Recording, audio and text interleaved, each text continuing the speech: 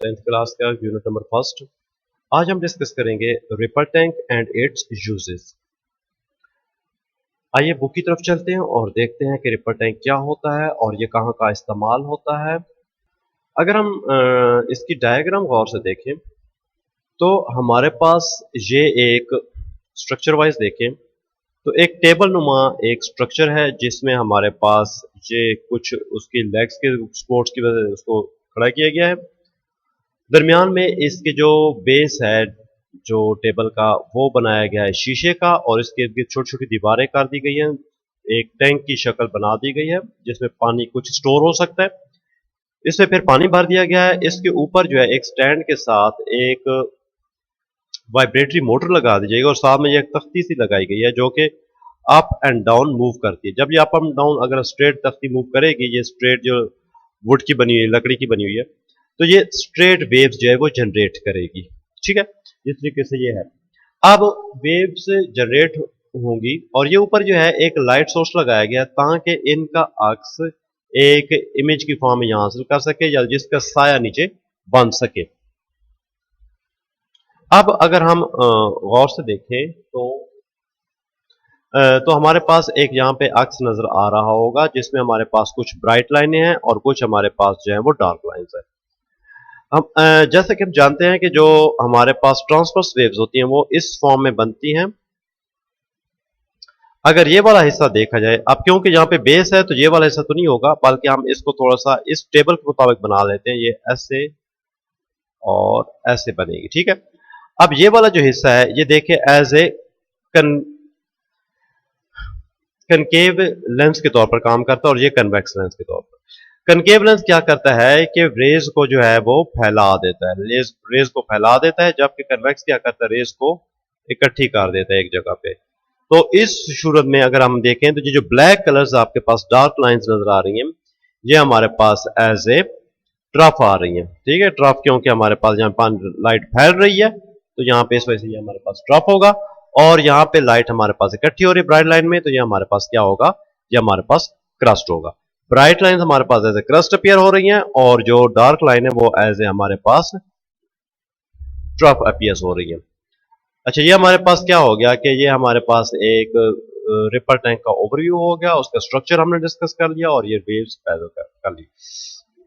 दो conjunctive crust और trough के दरमियान जो डिस्टेंस है ये देखिए हमारे पास यहाँ पे शो भी किया गया है। हमारे पास एक वेवलेंथ के बराबर होता है, लैम्डा से रिप्रेजेंट करते हैं और यहाँ पे ये आपको शो भी किया गया है। ठीक है, अब ये हमारे पास स्ट्रेट वेव्स जनरेट हो रही है वो हमको दिखाई गई यहाँ पे। उसके बाद ये डिस्कस किया गया, ये एग्जैक्टली वही चीज यहाँ पे डिस्क्राइब की गई है।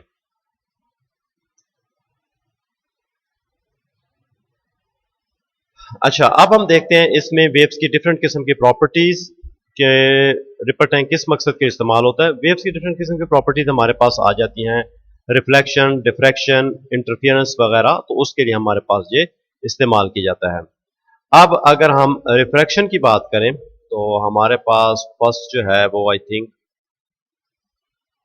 स्ट्रेट वेव्स हैं। उसके बाद हमारे पास क्या है कि एक रिफ्लेक्शन का हम देख लेते हैं। रिफ्लेक्शन में क्या है कि हम क्या करते हैं कि एक ग्लास की बनी हुई स्लैब जो है हम क्या करते हैं कि वो हम रख देते हैं। ये हमारे पास रिपल टैंक इस तरीके के सपोज है, इसमें ये वेव्स पैदा हो रही हैं। अगर हम इस तरीके से एक तिरछी करके कोई हम इसमें हर्डर रख देते हैं, कोई रुकावट हम रख देते हैं, तो क्या होता है कि वेव इस तरीके से टकरा के इस तरीके से वापस आएंगी। ठीक है, तो अगर हम तो वेव इस तरीके से टकरा के वापस आ जाएंगी तो इसका जो है इंसिडेंट एंगल जो है, इसके इंसिडेंट एंगल रिफ्रैक्टेड एंगल अगर हम चेक करें तो ये आपस में बराबर होंगे, यानी कि ये रिफ्लेक्शंस के लॉज को भी जो है वो क्या करती हैं, फॉलो करती हैं। तो इस तरीके से हमारे पास एक रिफ्लेक्शन इनकी आ जाएगी। अब अगर हम इसके बाद दूसरी तरफ आ जाएं तो डिफ्रैक्शन की बात करें तो डिफ्रैक्शन का होता है कि वेव्स का रोज के गिर्द या किनारों के गिर्द जो मुड़ने को डिफ्रैक्शन कहते हैं। तो देखते हैं डिफ्रैक्शन भी हम इसमें देख लेंगे। रिफ्लेक्शंस की हमको समझ आ गई होगी आई होप।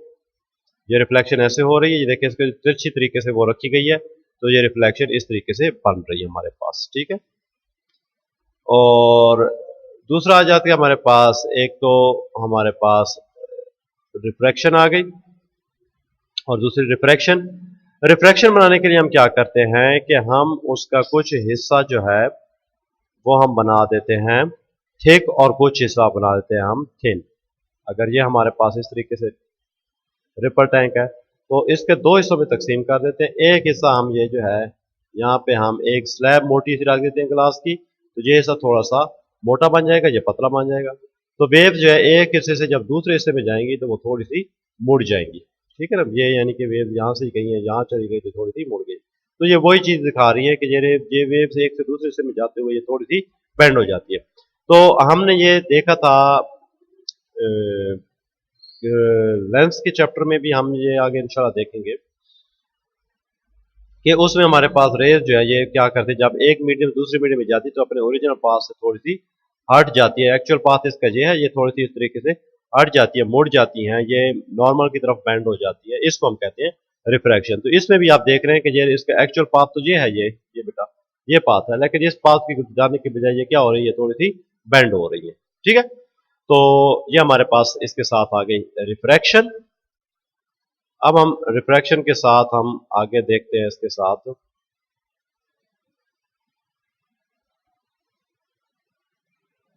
डिफ्रैक्शन। वेव्स के किनारों के गिर्द मोड़ने को हम डिफ्रैक्शन कहते हैं। अगर हमारे पास ये रिपल टैंक है, ये सपोज रिपल टैंक है, इस रिपल टैंक के दरमियान हम रुकावटें इस तरीके से रख देते हैं कि एक रुकावट ये आ गई, एक रुकावट ये दरमियान में आ गई। ठीक है, यानी कि ग्लास स्लैब रख देते हैं। स्ट्रेट वेव्स पैदा करती हैं। तो स्ट्रेट वेव्स जब यहाँ से गुजरती हैं तो ये क्या हो जाती हैं, ये इस तरीके से सर्कुलर वेव्स में टर्न हो जाती हैं। ये हमारे पास आ जाता है डिफ्रैक्शन का। अब डिफ्रैक्शन में मुकम्मल या परफेक्ट डिफ्रैक्शन, जिस तरीके से देखें बिल्कुल राउंड आपको नजर आ रही है, तो मुकम्मल या परफेक्ट डिफ्रैक्शन देखने के लिए ये जो स्लिट है, ये दरमियान में जो डिस्टेंस है, ये जो स्पेस है, इसको हम स्लिट बोलते हैं। इस स्लिट का जो डिस्टेंस है, ये जो स्लिट है, ये वेवलेंथ के बराबर होनी चाहिए। किसके? वेवलेंथ के बराबर होनी चाहिए। अगर वेवलेंथ से स्लिट जो है, ये स्लिट जो है हमारे पास वेवलेंथ के बराबर होगी तो ये परफेक्ट होगी। स्लिट जो है अगर ये वेवलेंथ से बड़ी होगी, जब वेवलेंथ उससे कम होगी स्लिट के, तो भी सही नहीं आएगा।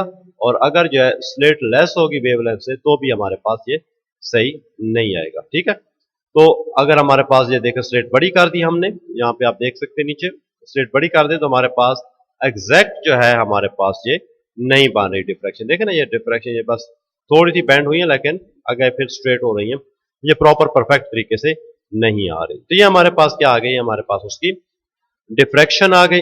इसमें हमने मुख्तलिफ किस्म की चीजें आज जो है वो डिस्कस कर ली हैं। इसमें रिफ्लेक्शन आ गई, डिफ्रैक्शन आ गई और रिफ्रैक्शन आ गई।